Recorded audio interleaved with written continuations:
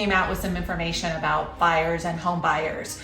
So this is important for both buyers and sellers. What does this mean for you? So here are a few fun facts.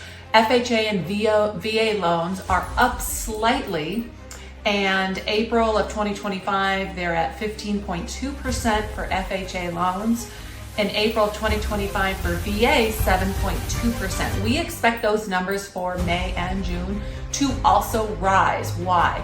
Because homes are sitting on the market longer, there's more supply, sellers are more apt to take a VA or FHA loan since they're already having to offer concessions for, say, rate buy downs.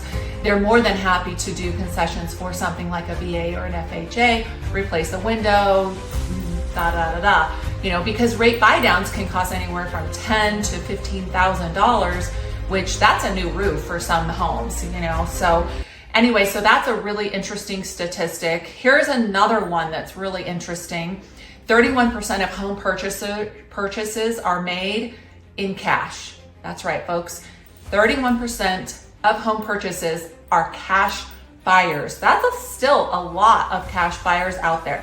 People waiting in the sidelines, people who don't want to put money in the stock market because they already got all their money out because they thought the market's going to crash at some point, and they're just waiting in the sidelines. And so that's kind of cool. Also, down payment averages nationwide. So in other words, how much money you put down on a home, it's at about 15%, which I was very surprised because a lot of home buyers here in our market are putting enough money down to avoid the property mortgage insurance that is required unless you have like 20% down. So I think it's interesting too, for investors, a lot of investors put 25 to 35% down. However, the average across the nation is 15% down payment. We don't really see that as much here. We see more of course, if it's a first-time home buyer or FHA, then it'll be low money down, like 3% or 0% down, which is a VA home generally, or Idaho housing, it's 3 to 5% down, depending on what people have for cash. So I think it's really interesting in our market. Our market is still really strong. We're still selling homes. We're still sitting at about 2,300 active listings in Ada County, and we are still not yet a balanced market overall, but in some segments we are heading into a balanced market. We are in a balanced market, like Eagle is a balanced market, which is 4 to 6 months of inventory. So it's really interesting to stay tuned to the market, what's going on. Sometimes the information that we get from all these outlets is really, really interesting information. And because maybe they do more nationwide deals like Zillow or Trulia or Redfin, they actually conglomerate all that information down and distill it for us to actually use and utilize.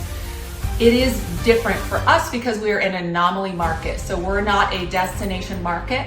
We're I'm going to go to Boise market, or I'm going to go to Eagle market. So people actually choose to be here rather than stop over here like a Denver, a Seattle, a San Francisco, and LA to go somewhere else. We are a destination market, so we're more like a vacation luxury market or a business market where people come here to work. So we do have more young people heading here to work than we have ever.